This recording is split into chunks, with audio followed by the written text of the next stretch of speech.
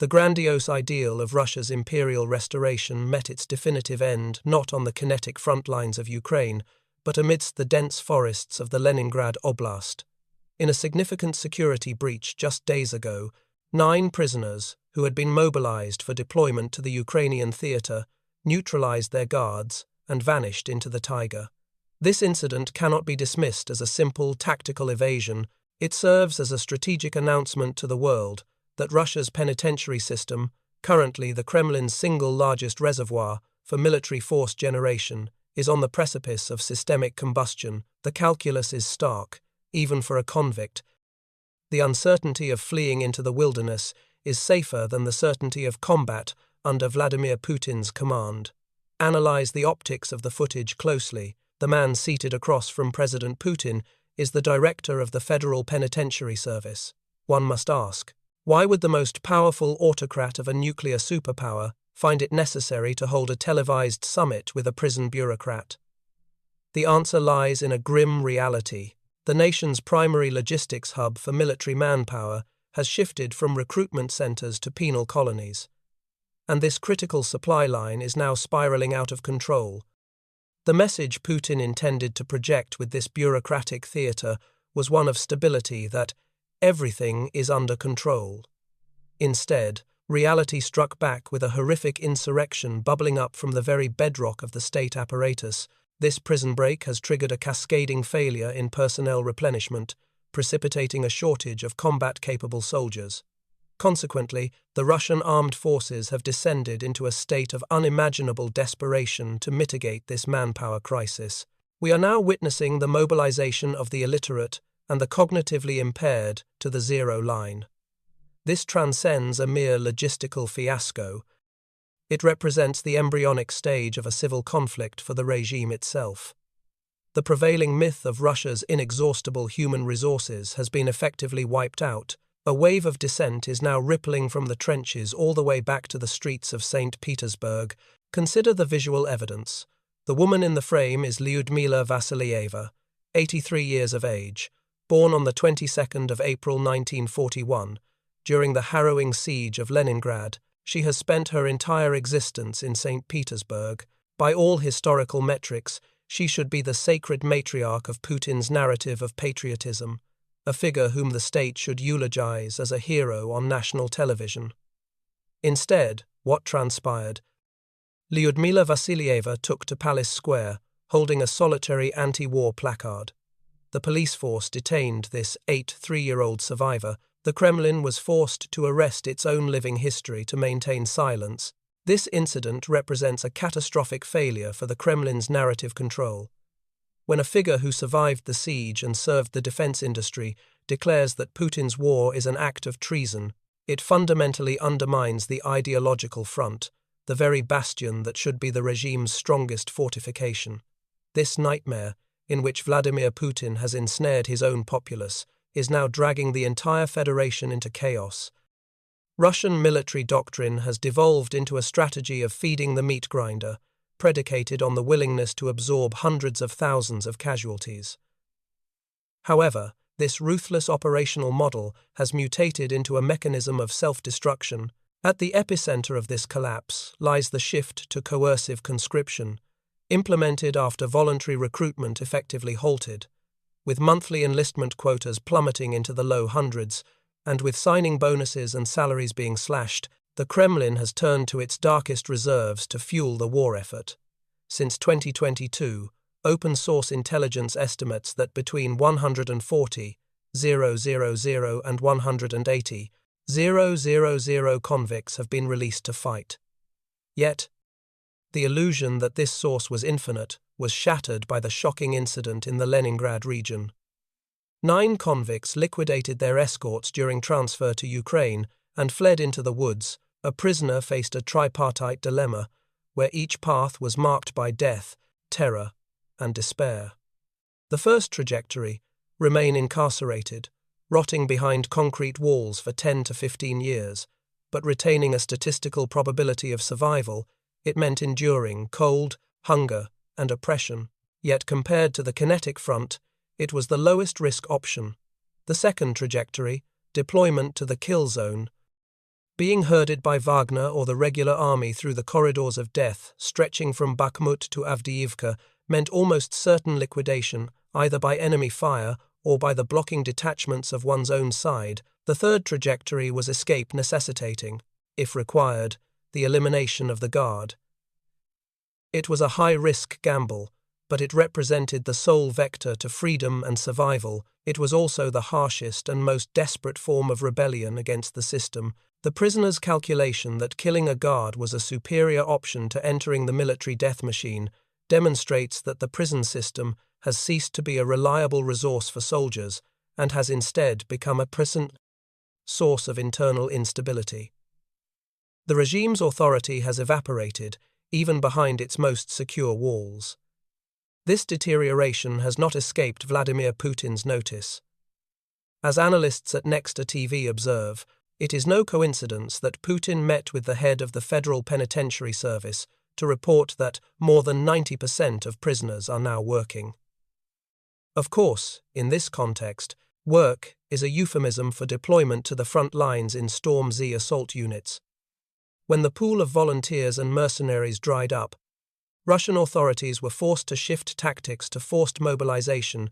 A 19-year-old recently captured in Ukraine revealed to interrogators that, with little time remaining on his sentence, Russian investigators suddenly fabricated new charges against him. Faced with the threat of years of additional imprisonment, he was coerced into signing a military contract. Ukrainian intelligence services report that more than 100 such forcibly imposed sentences were executed in the first half of 2025 alone. Prisoners are presented with a binary choice: sign or rot, often while facing trumped-up charges and restricted to inhumane conditions like 3 liters of water per week. This systemic cruelty represents the heaviest pressure a state can exert upon its own citizenry. This situation exposes just how desperate Putin has become, forcing him to resort to inhumane methodologies against his own people. The oppression exercised by Russian military recruiters has now become a source of internal instability, not only on the kinetic front lines but even in the most remote and vulnerable peripheries of the country. The collapse of a regime is rarely measured solely by economic indicators or casualty counts on the battlefield. The ultimate collapse is the disintegration of the narrative, the loss of its moral foundation. Russia's manpower crisis is not limited to forced recruitment from prisons. It has metastasized into a moral collapse and an inhumane logistical fiasco. This section serves as the most painful and stark proof of the negligible value Putin places on human life. Investigative research by The Telegraph has revealed that Russia has begun deploying physically and mentally disabled soldiers to the front lines. Take the case of Semyon Karmanov, a 27-year-old man who was illiterate and had been diagnosed with significant behavioral disorders since childhood. The Prison Medical Commission classified him as Category A, fully fit for military service. He was issued a military driver's license, despite his mother's testimony that he lacked the cognitive ability to operate a vehicle. Shortly after deployment, he was shot in the head and killed in action. Then there is Alexei Vakrushchev, a 22-year-old who had spent the majority of his life under psychiatric care. Despite being deemed medically unfit for service, he was forcibly coerced by police into signing a military contract. Similarly, Volkov Oleg Vladimirovich, diagnosed with a psychiatric disorder as a child, was forced to sign a contract after being detained for theft. A Ukrainian military expert states that this situation is systematic due to the critical need for manpower. Russia is forced to recruit citizens regardless of their health or physical disabilities. Sending these individuals to the front is not only an ethical disaster, it is military suicide. These individuals cannot be trained or integrated into combat cohesion units. They are treated as expendable assets, cannon fodder, used simply to deplete Ukrainian ammunition stocks. Colonel Alexander Zavtunov characterizes this as a cannibalistic tactic. To the civilized world, this appears as barbarism. But for the Russian command, it has become a normalized method of waging war, devoid of any regard for human life. This picture reveals not only the magnitude of personnel losses, but also the deep logistical collapse of the Russian armed forces. Russia's casualty ratio on the battlefield stands at approximately 1:1, that is, for every 10 wounded soldiers, only 7 to 8 are saved, while a staggering 4 to 5 lose their lives. This is extremely abnormal by modern warfare standards. In advanced NATO armies, this ratio results in a high number of wounded survivors and a low number of fatalities due to effective medical evacuation. When the medical system functions with speed and efficacy, wounded soldiers survive. Losses are minimized. So why is this ratio so deadly in the Russian army? The reason lies in 3 fundamental logistical and structural inadequacies: the rotary wing aviation assets, armored ambulances, and organized evacuation chains needed to transport wounded soldiers from the zero line to safe rear areas are almost never operational. Many soldiers are left waiting for hours on the cold ground, slowly bleeding to death. Often, the only thing they are waiting for is the end. The lack of field hospitals, mobile surgical teams, or first aid supplies prevents even the simplest interventions. Basic life-saving procedures, such as hemorrhage control, tourniquet application, or shock management, simply cannot be performed. The most frightening reality is this: the Russian military establishment is not even willing to rectify these deficiencies. Instead of establishing a robust evacuation system, providing medical support, and investing in human capital, the Kremlin views replacing the dead with fresh recruits as more economically viable. The majority of the fallen could have been saved with simple interventions during the golden hour, but in Russia, the value of human life is low. Within the army, it is virtually zero. The scale of losses on the front lines is no longer an abstract statistic. Physical evidence of this disaster is emerging across the Russian landscape. The offensive on Pokrovsk has become a symbol, not of victory, but of a relentless death machine. Russia lost 25,000 soldiers in October alone, based solely on confirmed visual evidence. The actual figure is estimated to be as high as 28,000.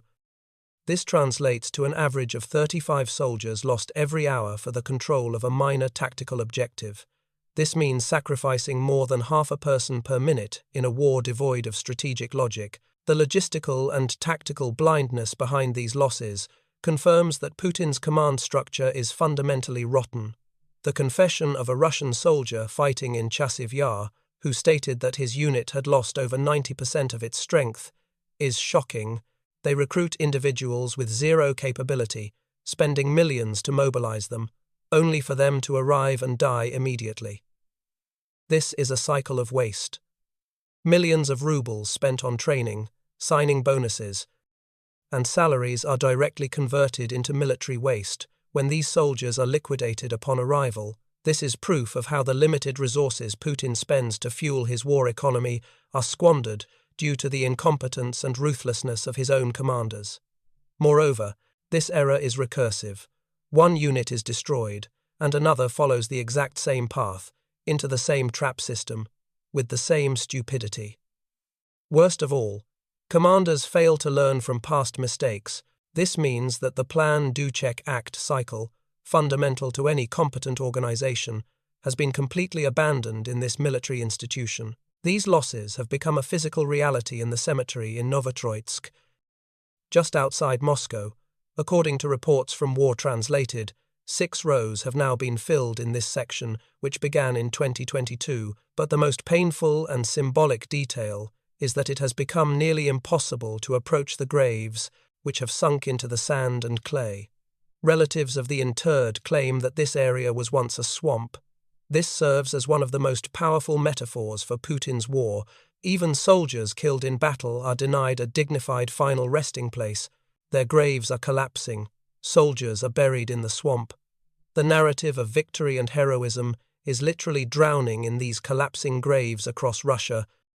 Putin's allies and his propaganda machine may insist that everything is going according to plan, but these graves and casualty rates whisper the truth to the Russian people. Putin's war has devoured the nation's manpower.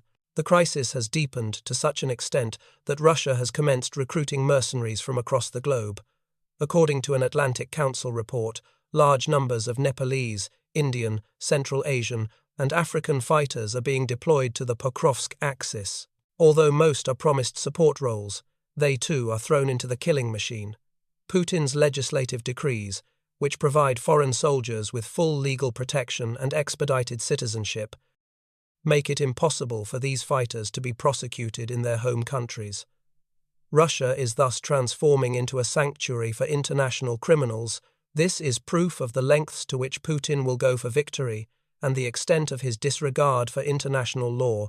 However, the greatest danger of this war is not those lost on the front lines, but those returning home. Russian economist Igor Lipsitz has warned that the reintegration of war veterans could lead to serious social and economic dislocations. He described these returning soldiers as a social time bomb. During the war, soldiers became accustomed to salaries far exceeding what they could earn in Russia's civilian economy. These veterans will not find comparable employment opportunities in Russia's deteriorating economic landscape. Putin's overheated war economy cannot offer them these wages in peacetime. After spending years in high-intensity conflict, post-traumatic stress disorder, PTSD, will manifest as anger, aggression, and sudden violent outbursts. Anger management issues and the smuggling of small arms are already widespread among the veteran cohort. This is the fuse for a new, silent civil war within Russia. If millions of war-weary, financially dissatisfied, and psychologically traumatized soldiers return home, maintaining social order will become a near impossibility. Moreover, there is already a deficit of 150,000 officers in the Russian police force. Putin can no longer ensure his own internal security. History serves as a warning for Putin. The Soviet Union returned, defeated, from Afghanistan, creating the Afghansy generation, millions of soldiers ostracized by society, unable to find work or receive mental health support. This neglect eroded the people's trust in the Soviet state. Joseph Stalin never wanted soldiers to return home, he preferred them to die. Soldiers returning from World War II were often sent to the Gulag because they had witnessed a better quality of life in Western Europe and returned more self-confident. A dictator does not want an army that knows how to use weapons, is angry, and is dissatisfied within his own country. Putin's current strategy mirrors this dictatorial paranoia. Millions of soldiers are dying in the war and not returning. Those who do return are so physically weak, traumatized, or broken that they cannot offer resistance. The most controversial proposal put forward for veterans was the plan to resettle these soldiers in Siberia. They would be provided with land and financial support to start a new life in the East. Although presented as a reward for service, in reality, it is an attempt to isolate soldiers from the general fabric of Russian society. This plan will feel like exile. You utilized the soldiers, and now you are isolating them. Implementing this plan would increase discontent among the rank and file and lead to major social chaos due to opposition from the local population. Vladimir Putin built his tenure of more than 20 years on 3 pillars: stability, prosperity, and national pride. The grand promise behind his war on Ukraine was that Russia will be great and you will be safe. What we witness today is the complete abrogation of that contract. The war is being lost not by external enemies, but by a wave of internal rebellion. Millions of traumatized and unemployed soldiers returning from the front have become Russia's social powder keg, ready to detonate at any moment. These soldiers will accept neither exile to Siberia nor silence. They are a threat that Putin created with his own hands but can never control. The Kremlin cannot legislate against prisoners escaping, nor prevent disabled soldiers from being sent to the front. They cannot silence the voice of hunger, the whisper of rebellion, or the cry of conscience. The terminus of this war will not be determined by the final bullet fired on the front lines, but by the silent civil war that has begun within Russia itself. Putin is struggling as his own populace awakens to the truth. This could be the final chapter of his political career. So, what is your assessment of this situation? Please share your strategic analysis in the comments. To stay updated on new intelligence briefings, please subscribe to our channel and activate notifications. Thank you for choosing us.